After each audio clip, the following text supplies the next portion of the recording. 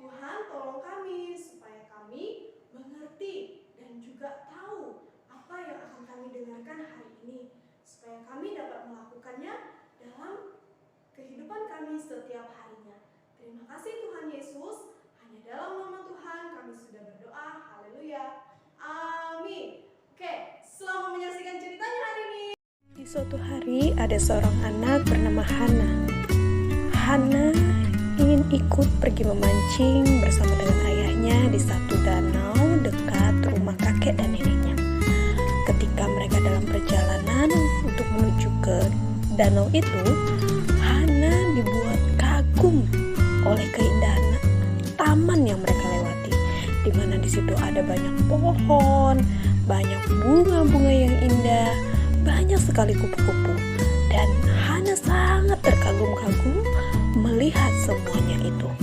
Hana mencoba untuk menangkap kupu-kupu itu, tetapi ayahnya melarang dan menasihati Hana supaya Hana dapat menjaga mereka dengan baik dan merawat mereka supaya bumi ini menjadi indah. Nah, ketika Hana sampai di danau, Hana melihat keindahan alam yang ada di sekitar danau itu. Wah, Hana sampai terkagum-kagum. Hana melihat, wah ayah, banyak sekali burung-burung di sini, banyak sekali ikan-ikan. Wah, ayahnya juga senang melihat Hana, senang melihat alam yang ada di sekitarnya.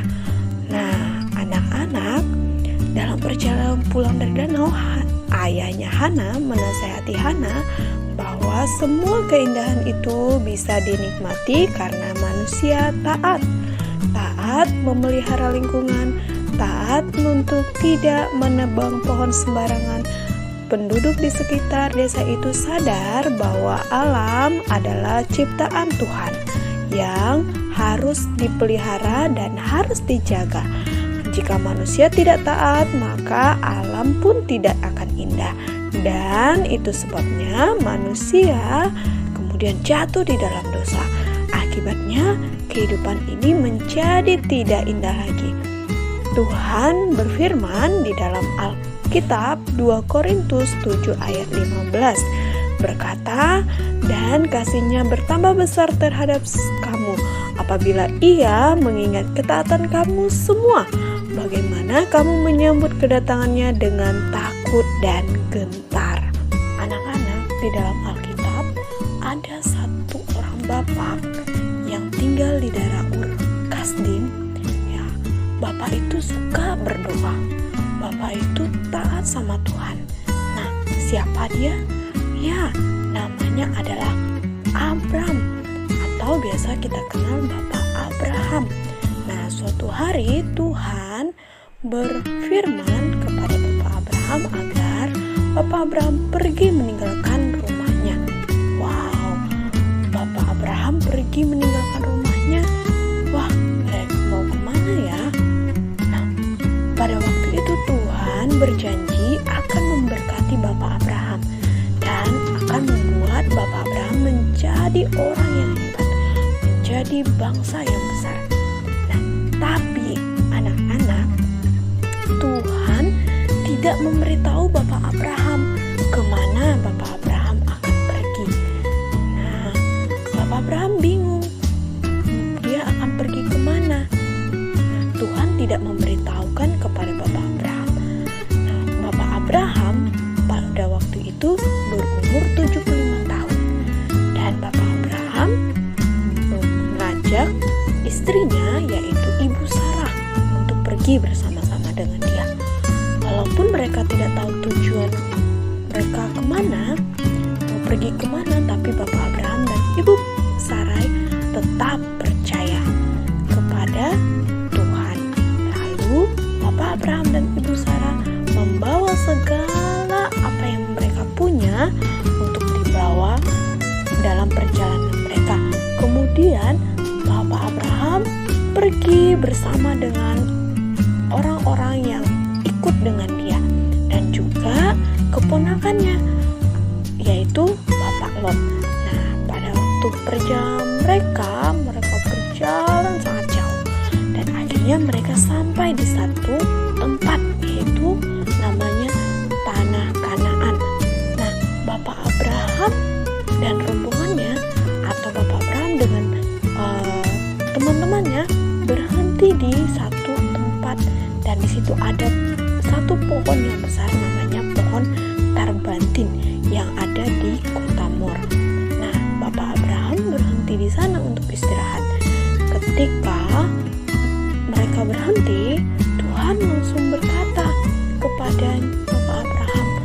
Tuhan berkata bahwa akan memberikan tanah Kanaan ini kepada semua keturunan Abraham, atau kepada anak-anaknya Bapak Abraham.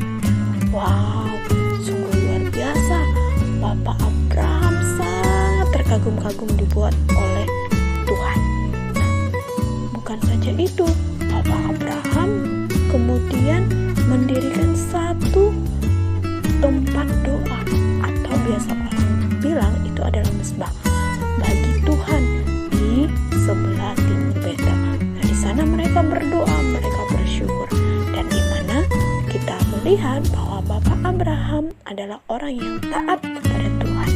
Bapak Abraham mendengar apa yang Tuhan perintahkan, walaupun dia tidak tahu pergi kemana.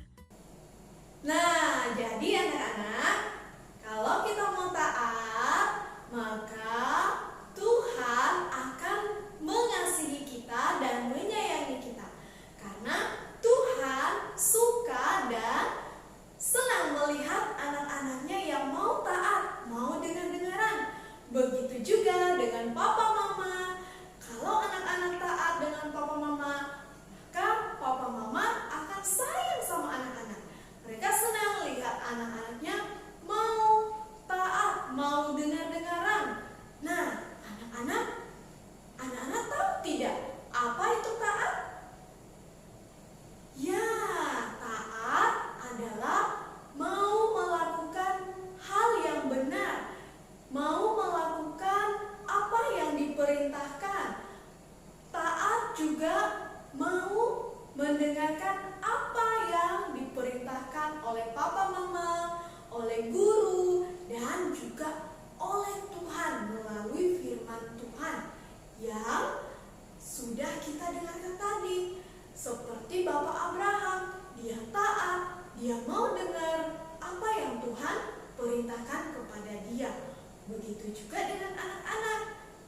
Taat itu harus dilakukan dengan kasih, bukan karena terpaksa, bukan karena dipaksa oleh orang tua atau oleh siapapun, tapi dengan hati, dengan kasih kita kepada Tuhan. Karena kita